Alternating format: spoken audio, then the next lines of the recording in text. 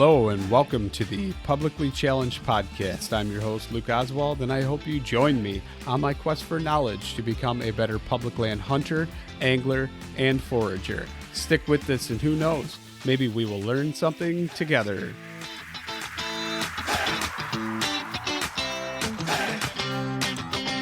Okay, so I'm sitting here and I am talking to Gail Kloosterman. And Gail, would you go ahead and introduce yourself for everybody listening? Sure. I am a nutritional consultant and I live in Boise, Idaho. Just moved here from Central Oregon. And I have an interest in foraging, which I enjoy posting about on my Instagram account for my business. And I like to share resources and tricks for people to make their food more digestible. And that is the main area of my consulting. Awesome. As well. So how did all of this come about? Let's kind of go into that. But before you do that, because you grew up in a pretty cool place, right? And then it's pretty cool. Yeah, pretty cool place. So kind of give me like a background of that, because that's pretty neat. And I'm guessing you probably did most Alaskans anyway that I know of, or at least I've talked to, do foraging, right? Of some sorts. Yeah. So I'm from Kodiak, and Kodiak is an archipelago of islands, and both of my parents hopped around throughout the different islands with their work. And I hopped around a little bit too, not as much, but so my dad would come back from his trips and share with us all of the things that he got to try, all of the things he would eat on his journeys. And I just started to get really interested in what that was all about. Often in Kodiak, we had shortages of certain things that are more common, around here. And so I just found it delightful to be able to include things from the yard and things from the forest and things from the beach in with our meals. And that's kind of what got me started foraging. That's awesome. So then what led you to the field that you're in now and what you're doing? I would say that there's a few reasons for it. One would definitely be conversations with my dad when I was a kid. He was pretty interested in nutrition. And then I started having a lot of issues with food sensitivities. And so I just started exploring all of my options because I felt a little bit restricted with things that I wasn't supposed to eat. And so I just started trying all kinds of different foods because I was very hungry. And so I just started experimenting and cooking, and foraging was definitely a part of that. That's awesome. I actually have some food sensitivities / allergies as well. And at one point I even cut your traditional grains completely out of my diet and couldn't believe the results after about a year. I no longer had allergies. I've since incorporated them back into my diet, but very gradually, minus the gluten, because that creates a problem. But what's crazy is for the longest time, people thought I had ulcerative colitis. All the doctors I went to, and they'd look at my chart and talk to me about it and tell me that I had ulcerative colitis, when in fact I didn't. It was a gluten allergy, which was causing the ulcers and things in my intestines. So it's kind of interesting how that all ties together. And once that was cut out, that problem completely went away. No steroids any longer or any of those other things. And it's kind of crazy to think that, modern medicine, they're doing all these different things and throwing drugs at it when a lot of times your food is your medicine. Yeah. And I like that you're framing it like that, because often we tend to see it as an enemy if there's a food sensitivity issue. But sometimes just giving our system a break allows the option for reintroducing those foods. So or just changing up the way that we use them. Yeah. So let's kind of talk about your business and kind of what you do with your clients and kind of walk us through that, what it is exactly. So, Next Ingredient is a food resources hub and it has a few different parts. I do the consulting for Next Ingredient, and then part of it is a podcast, which is also called Next Ingredient.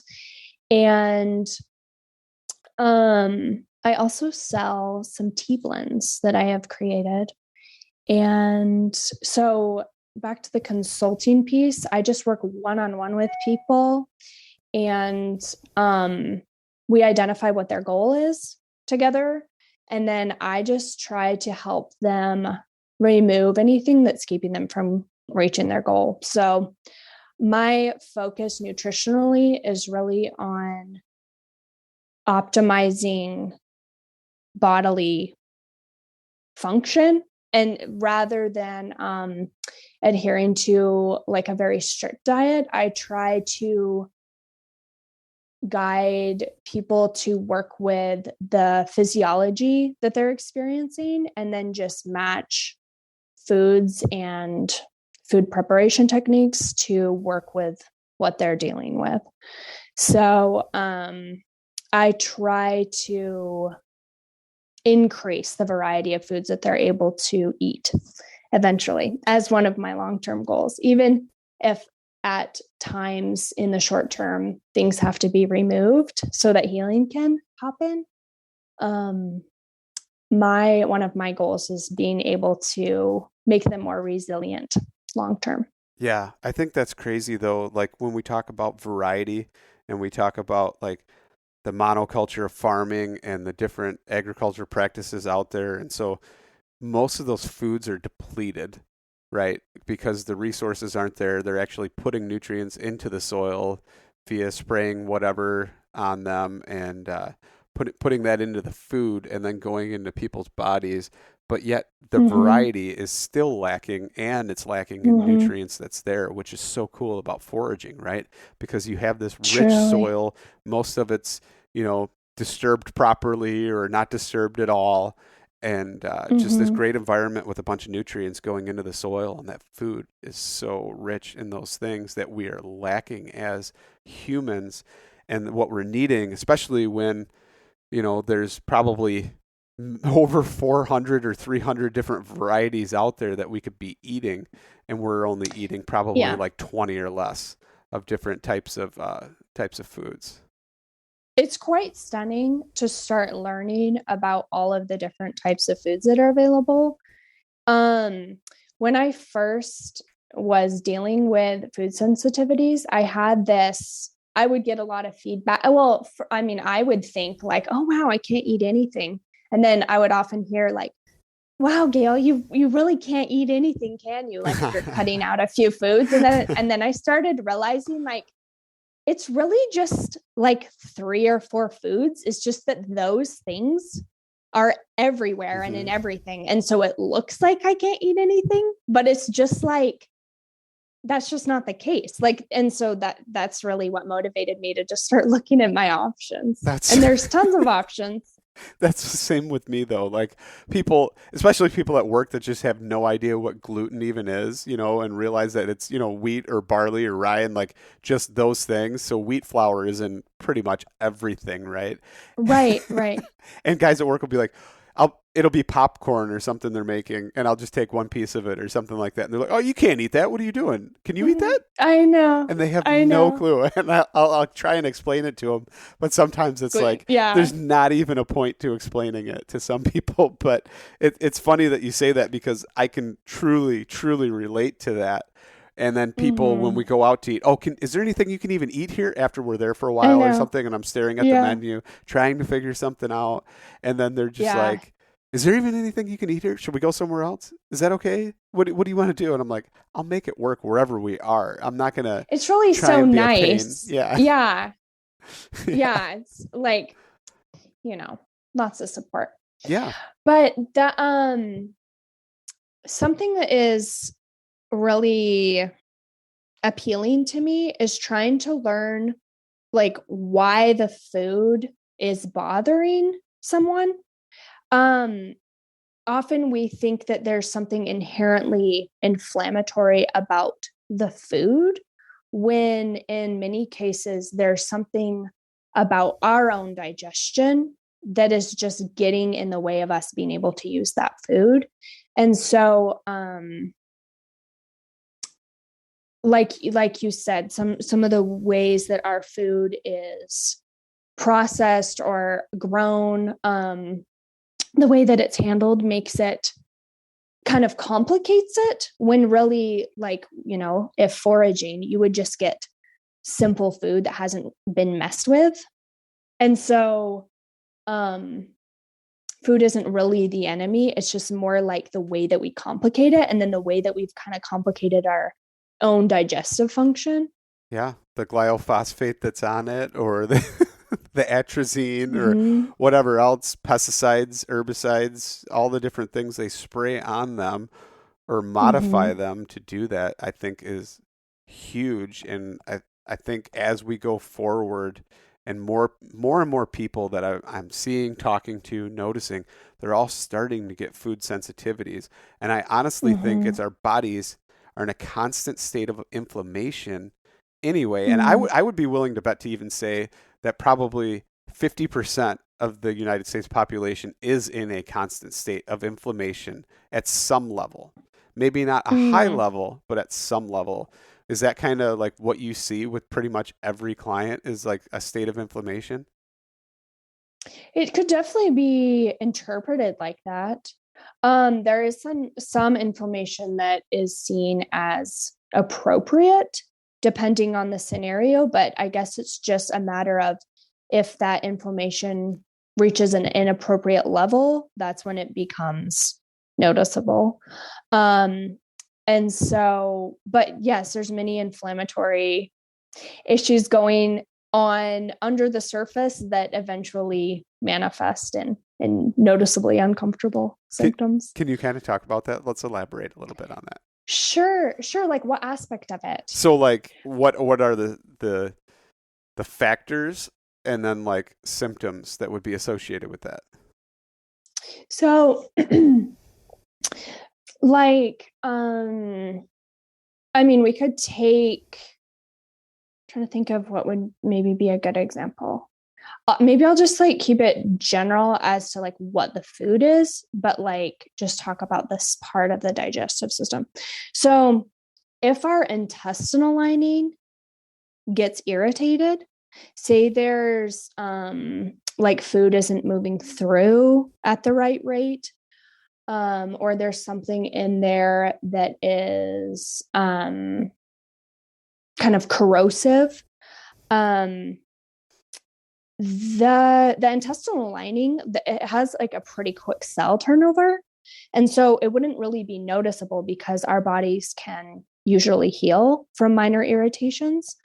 But over time, if it just really never has the chance to get a rest and to heal and to um, build back up, they're supposed to be kind of like a little shag carpet on the inside of our intestines.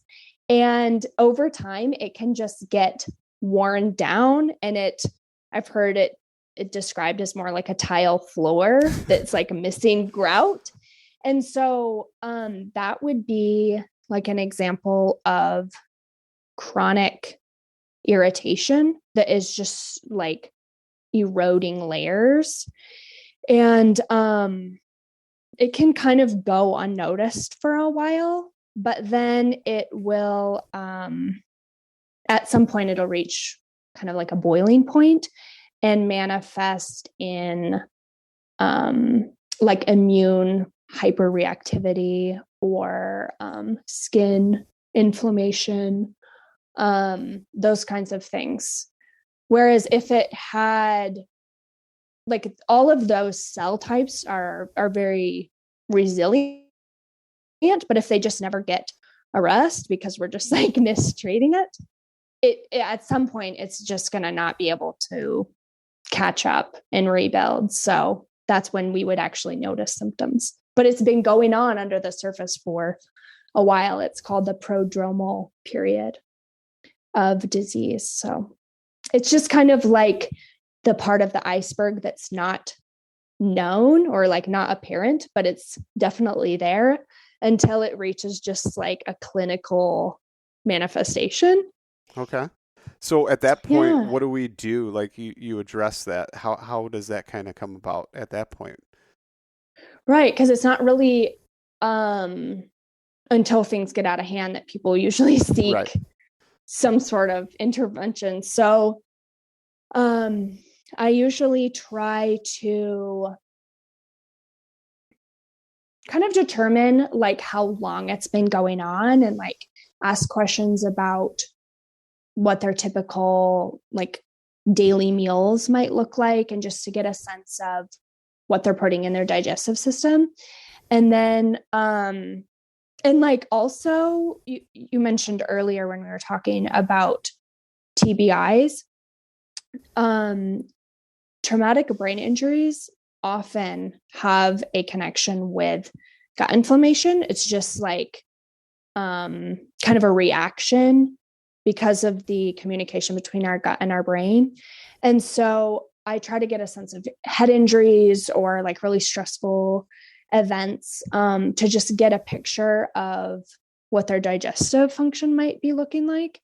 And then I just try to remove stressors with them one by one. And so um, that looks like all kinds of things, like working on eating very slowly and chewing thoroughly.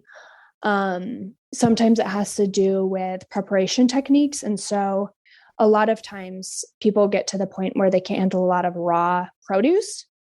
And so I'll encourage them to cook or create broths with their produce, rather than trying to force down things that might be difficult to digest. And I encourage foods that are mucilaginous, and so they're mucus forming and they can help protect mucosal barriers like the intestinal lining. So there's all different kinds of things we use, and it's just very customized to what the person is dealing with. And I usually try to do short-term things that are going to like help them get more comfortable in a few days, like if they're just like really suffering. But then I try to overlay that on a more long-term approach so that they can actually be healing their function. I love that. So when you're doing that and you're doing these foods, and now that you've gotten into the foraging aspect, is that something that Mm-hmm. you've incorporated with your clients at all, or is that something that's kind of just on your level of recipes right now? So, I mean, I definitely have a lot of things that I just do for myself, but I do try to share those things with clients if they're in a place where they're interested in that. Hmm. If somebody finds themselves like in a busy urban setting and they don't have a lot of foraging in their life, I try to connect them with a nearby apothecary just because there's so many amazing herbs and resources Hmm. at places like that. Um, but yeah, like in my own spice cupboard, I try to have a few forage things within easy reach for my own cooking. And So, broths are usually yeah. one of my favorite things. So let's go into that a little bit and talk about the forage Sure. things and kind of what you've gotten into and what you find is like super beneficial and how and Mm-hmm. why. Why? Yeah. Well, okay. One of my favorite things ever is nettles. Mm. And, we're talking about inflammation and immune hyperreactivity. We're talking about molecules being able to go through the intestinal lining that aren't really supposed to go through into the bloodstream. And so I really like to look for things that have a calming effect. And something that can happen with intestinal inflammation is histamine reactivity, like an inappropriate histamine response. And so redness, itchiness, hives, those kinds of things that we associate with allergies and reacting to different things, has a big tie-in with histamine. And if the intestinal lining is compromised, we often do not break down excess histamine in our body because of the way that it's there's this enzyme that's manufactured. One of the places is in the intestinal lining. And so if we aren't manufacturing that, we will have just like an inappropriate histamine response. And I say all this because nettles have, they're like a natural antihistamine. They have quercetin in them. And so it can help kind of dampen reactivity or like soothe those allergic experiences. So Nettles is one of my favorite things, and it's just like so easy to incorporate into teas and broths, or fry it up, whatever people like to do with Nettles. Make it into greens, or actually I just saw that Alan Burgo was using it. I believe he chopped it and then put it in a bag and rolled it or beat it. I'm not sure which way he did it. Okay. But to basically break up the I know I'm going to mess this up, trichomes or something, the little, basically the spikes that are on it. Yeah, those little hairs. And by doing that, it pulverized it enough to where those broke off of it, and you were able to eat them basically raw and process them through your body without having to worry about getting all those little spikes in your mouth. Yeah, and, the irritation. Yeah. I think they're like hollow hairs that have some sort of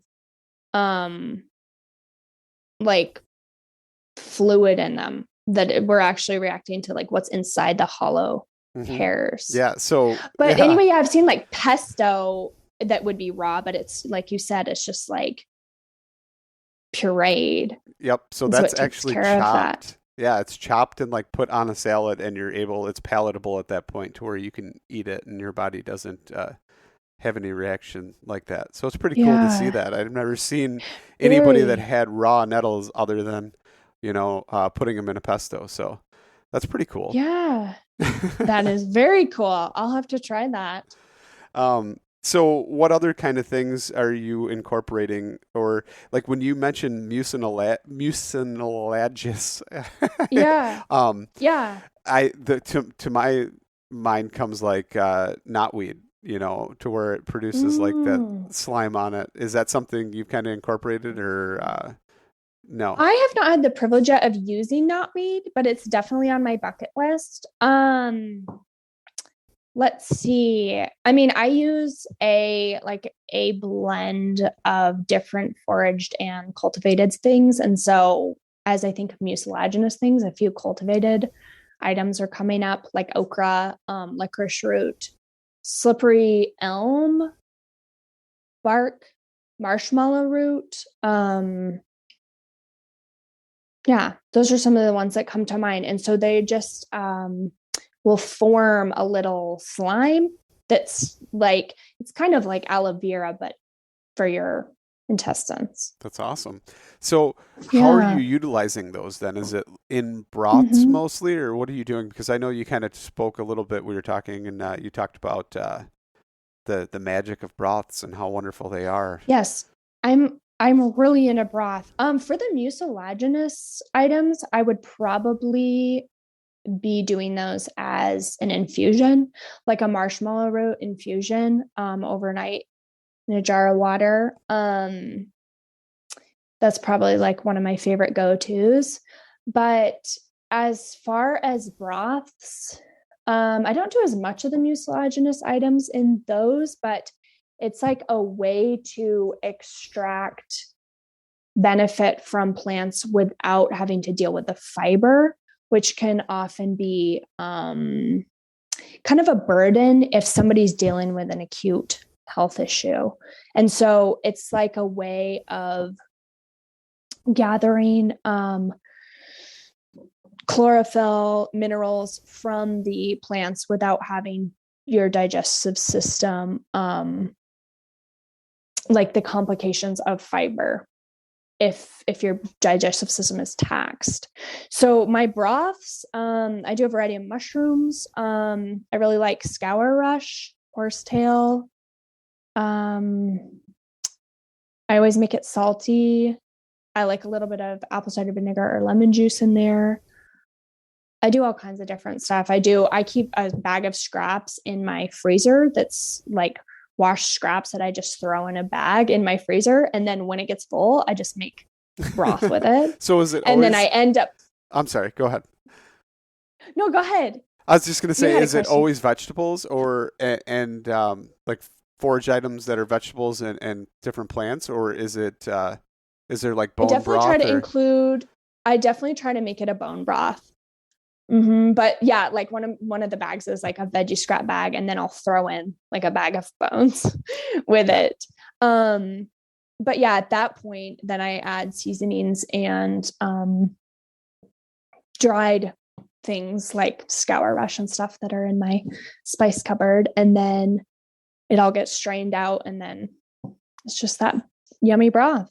Yeah, that's cool. So I got to ask you, so when you're doing your bones for your bone broth, how are you preparing your bones? Are you taking them and like oiling them or rubbing them with anything first, or seasoning them and baking them in the oven for any period of time, and then utilizing them, or how are you doing it? It really depends on the scenario and where the bones came from. Sometimes I will be dealing with like a roasted chicken, and it's just the whole um just like the leftover bones and everything from the chicken. Hmm. And so I will just like, it's already been cooked Hmm. for a couple hours in the oven, and so I at that point would just throw that in to my stock pot along with all the scraps and everything.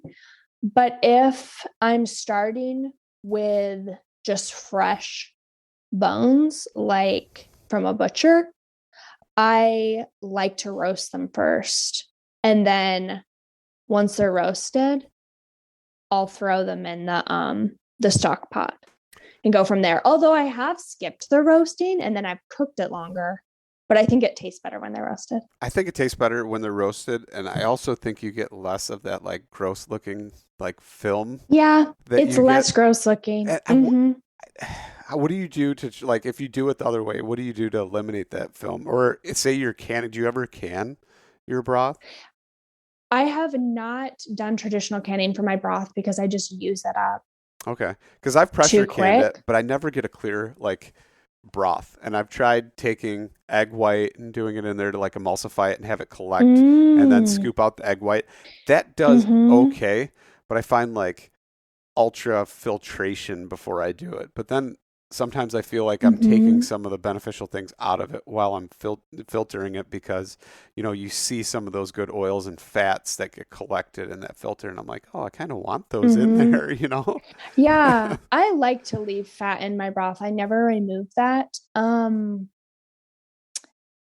But sometimes there will be like some solids that sink to the bottom, and I usually don't feel very eager to consume those, and I just kind of like consume the top. Pour it off, yeah, pour off, but Uh-huh. leave those in there.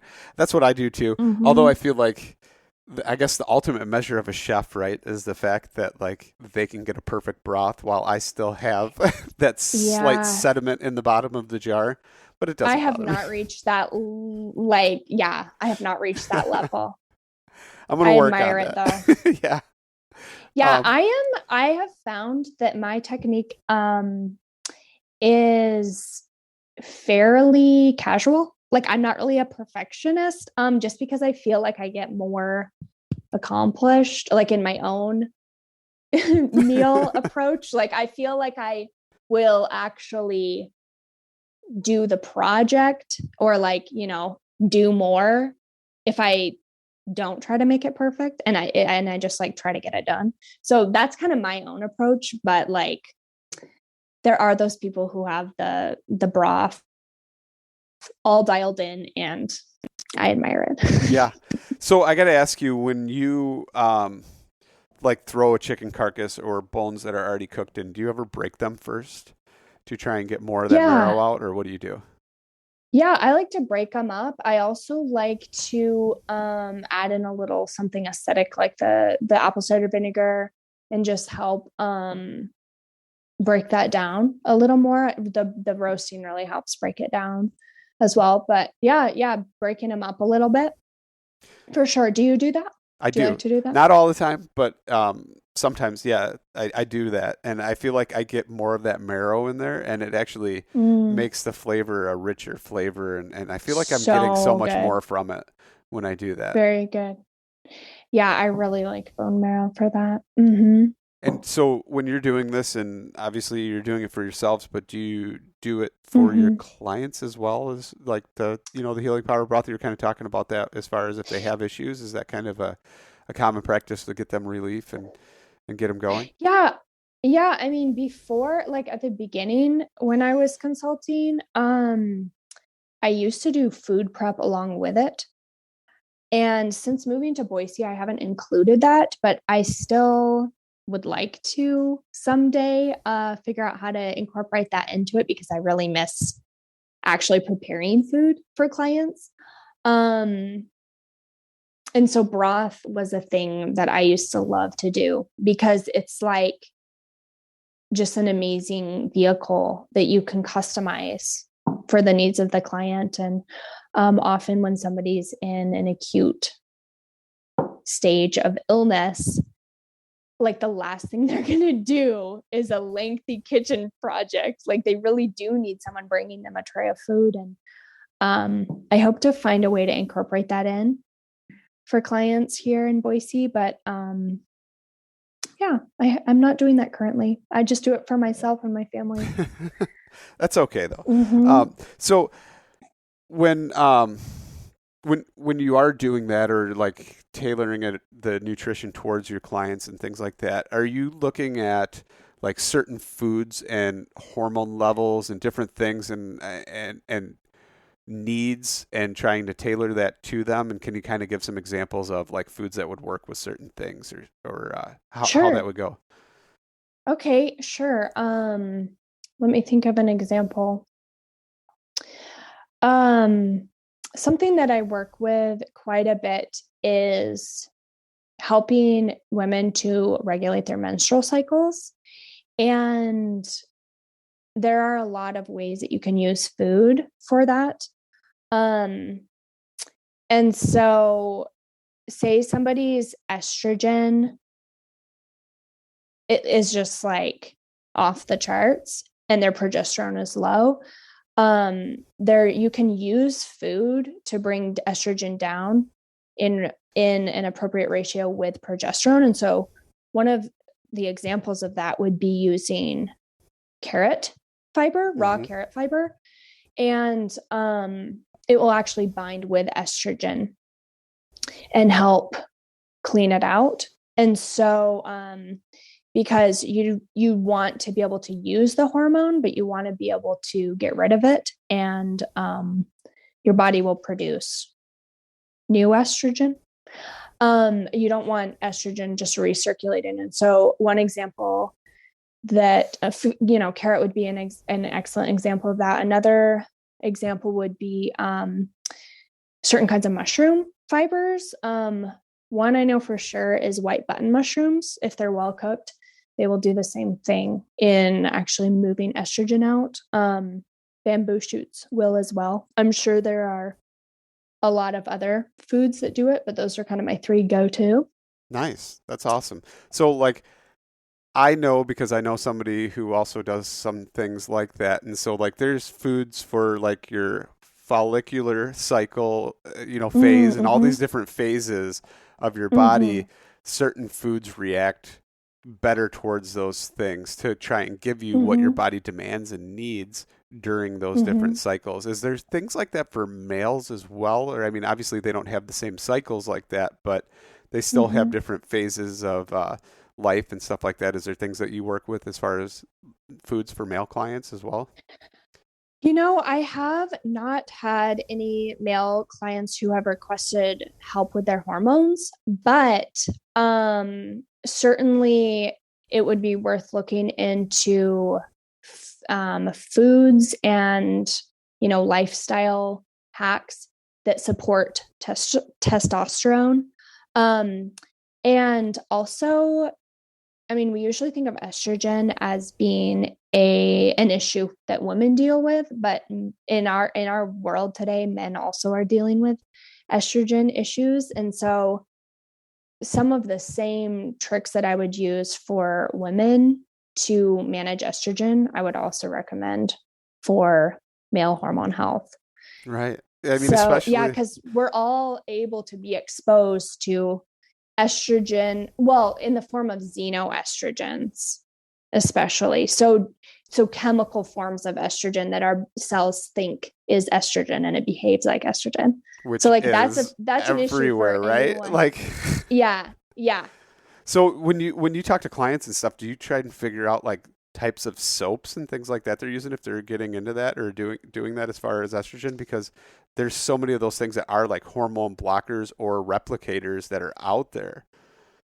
Mm-hmm. Is that a thing? Yeah, there's definitely endocrine disruptors in body products. And even though my focus is food, if somebody is like, say a client comes to me and they're having an issue with cysts and it's dangerous, estrogen is tissue forming. Estrogen has many jobs that it does in the body, but if it doesn't get cleared out appropriately and regularly, it just recirculates and it builds tissue here and there. And so cysts and polyps and fibroids, for example, are all tissue formations that have a link with estrogen recirculating. And so if somebody came to me in an acute estrogen dominance state, I'm sure that I would bring up lifestyle things that they could do just about reducing their exposure to excessive xenoestrogens in their environment as well as their foods. So that's crazy. We could probably go into like a whole big thing on that. But yes, yeah. Estrogen is like a lot. It's a lot to learn about. So let's kind of pivot for a minute and kind of get back to the food and like your foraging journey. What are some of the things that like you've taken away and like really discovered that are amazing and like utilized in some of your dishes that you make? Because I've looked at some of the stuff you prepare, and it looks pretty good. Like makes me want to try it. So I'm glad to hear that. I do try to, like, I was talking to one of my sisters, and she was reminding me that when I first started cooking, like, she told me that I had removed myself from taste, like in the interest of finding things that were healthy to eat. She was like, Gail, you need to reacquaint yourself with taste. Like your focus is like too physiological. Anyway, I think now I'm like slightly more able to produce things that are appealing as well as healthy, or at least that has been my goal. And so I try to just like get people to get excited about food. And so as a means to heal their bodies. And so, I try to like always be posting ideas for like how to make things that are delicious, like in a hassle-free manner, because like I said, I don't like to, I enjoy the process of doing like a lengthy kitchen project, but in reality, like if a client is dealing with a health issue, like they probably need something that's like fairly simple. Yep. And so, yeah, I'm always trying to figure out ways to just make it accessible and get people excited about it. My wife tells me all the time because I love food, and I'm definitely a fat kid at heart and maybe even a morbidly obese kid at heart, because I try to always take things over the top. And when I do that, it's like this ingredient, this ingredient, this ingredient, this ingredient. My wife's like, you Yeah. don't need all that. Just eat it. And I'm like, Oh, you're right. yeah. And it's true. It's true. But some things, if you're making a dish, you want it to be fantastic. And in order to do that, you have to have all these other accoutrements with it, like to go with it. Yes. And it's like, Yes. but honestly, no, simpler is better. Probably healthier, less complex, easier for your body to break down and digest, like all these different things. Possibly. And so definitely Yeah. food. I love food, but sometimes simpler is better. Just lightly seasoned meat. Enjoy the flavor, the profile of the meat and how you cook that meat. Yeah. And then just a vegetable, it doesn't have to be fancy all the time. Yeah. And I think that something with harvesting and using wild food is that it really does taste so good, like without too much extra effort. And so, like, I think if we are used to eating complicated food that has been processed, we don't really know how like simple food tastes and how wonderful it can be. Yep. But like the other day, I was eating a red bell pepper and I was just like, there's really no substitute for a fresh red bell pepper. Like it's just a great flavor experience. And you kind of get removed from that if you don't get to just eat simple whole foods. Yeah. And like what's crazy is like when the chlorophylls break down, like you get a totally different profile and like those sugars start to develop in it. And like a red pepper is just so much sweeter than a It green really pepper. is. Like you could taste the chlorophyll, like the difference in the two peppers. It's the same pepper. That's Yes. what's crazy. Yeah, green has a taste for Yeah. sure. Yeah. And Yeah. that's like I love heat and jalapenos, but I hate a raw jalapeno if it's not with something because I don't like that Ah, green taste. just that green taste. And people make fun of me all the time. They're like, "You love spicy foods, you love jalapenos, but you can't just eat a jalapeno." And I'm like, "No, I don't like it by itself. But if you give me Yeah. onions, cilantro, and tomato with it, like now we're talking." It'll work. It'll Yeah, work. Yeah. put that on anything. Yeah. There is so much nuance of flavor with simple foods. Yeah. So, is there any other things that you've kind of cooked or like just super memorable that you foraged and it's like amazing? I mean, other people have hunted and I've benefited from it. Yeah. I mean, venison is probably like one of my favorite all-time wild foods. I love a venison stew. I love the simplicity of that. And I mean, I'm really into seafood, sea vegetables, and being from Kodiak, I got to be exposed to like a lot of different seafood types, sea vegetables, and I think that like a mushroom and seaweed broth can be really, really, really good if it's prepared strategically. And that's probably one of my favorite things It to sounds make. good. Like make a soup or a broth out Yeah. of it. Yeah. Yes. Yeah. The other day, a friend gave us a venison roast, and I added a little extra water in with the cooking process just to have a little leftover broth, and then I added things to that broth the next day, including a little bit of seaweed and some mushrooms and stuff, and it just took me right back to Kodiak, and it just tasted like Kodiak Island. It's such a good That's combo. awesome.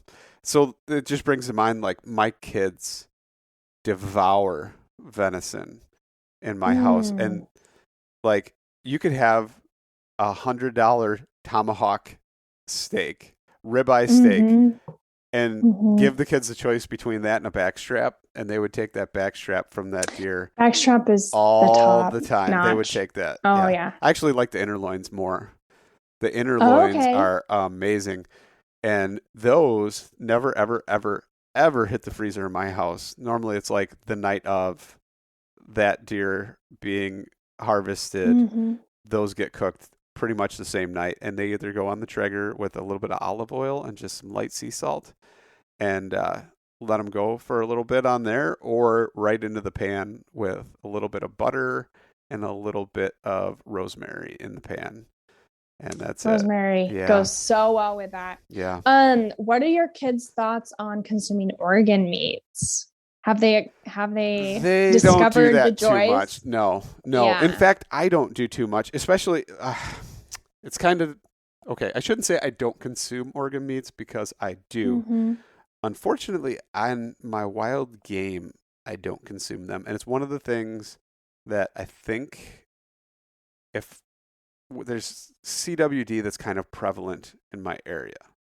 So with I don't know what that that being stands said, for. chronic wasting disease, that's a whole entire podcast in itself. Oh, But with that being said, pumps and filters tend to have a concentration of that. So I sure. don't really keep them. You But I avoid the think, liver and whatnot. yeah, so I Okay. think I will start keeping those, but I will definitely end up getting the deer tested and then obviously disposing of it if it comes back positive. If it's negative, then start Mm. consuming them and utilizing, because I actually just talked to Alan Burgo about some really cool ways to start doing. In fact, it was an episode that just aired last week, about all kinds of just different ways to prepare those organs. So pretty cool. Yeah. Yeah. So I'm kind of excited to try and Yeah. do those things now. I've really like I grew up eating all manner of organ Yeah. meats because of my dad. My mom was not as much of a fan, but she tolerated it. And I wasn't as much of an enthusiast when I started like giving it thought as I got a little older. I was like, I don't think these are like, I mean, when I was like a teenager, I was like, I think it's kind of weird that we eat liver in our house or Hmm. whatever, but like I've definitely gotten back into it and have really gained an appreciation for how densely nutritious, Yes. Yes. especially liver is. And just the thought that the liver requires a lot of nutrients to perform all of its functions. And so it will store those nutrients in a healthy animal. It will store those nutrients right where they're needed. Yeah. And then when we consume the liver, like we get to use those nutrients. So it's just like per square inch, it's like the densest food Yeah. It's that you could ever want. kind of gross, but it brings to mind when animals give birth and then the mother eats the placenta as it comes out. But it's Mm-hmm. like they're regaining all those things that they need through that. I mean, that's how it works. It's pretty cool. Absolutely.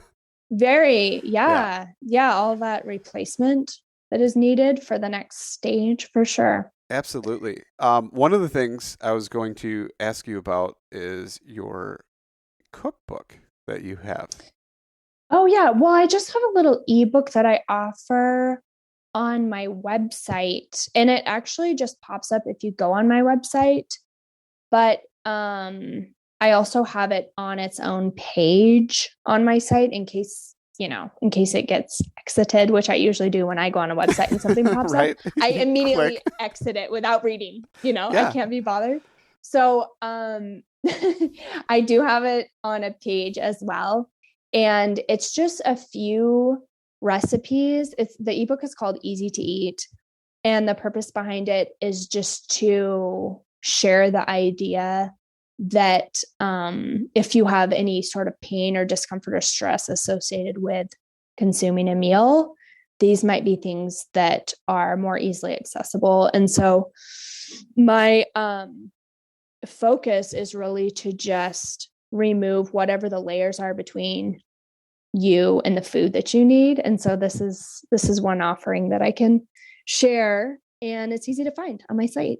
Okay. So speaking of that, um, it's been awesome talking to you. But before we go, can you tell everybody where they can find you? Where can they find your Sure. podcast episodes, all that good stuff, social media? Okay, sure. Yeah. So if you are an Instagram user, you can follow me. It's just at Next Ingredient. Um, my website is called nextingredientconsulting.com. The podcast is just called Next Ingredient, and it's on Apple and Spotify and SoundCloud and Stitcher, etc. So it's easy to find. And this spring, I did something new, which was to participate in this Spring into Greens challenge. It's just a Facebook group that I was a part of. And I offered meal modifications for people who don't do well with raw fiber, raw greens. And so I was just on there as kind of support for people who believe in greens, but they don't do well with them. And so it was just like, here's additional options. So if you're interested in that, it's a challenge that happens every spring, and it's called Spring into Greens Challenge on Facebook. So, that's awesome. Yeah. Gail, I appreciate you coming on. It's been so good talking to you. And thank you so much for coming on. It was, thank you so much for having me. I've been really looking forward to it. That's awesome. It's been fun. Very.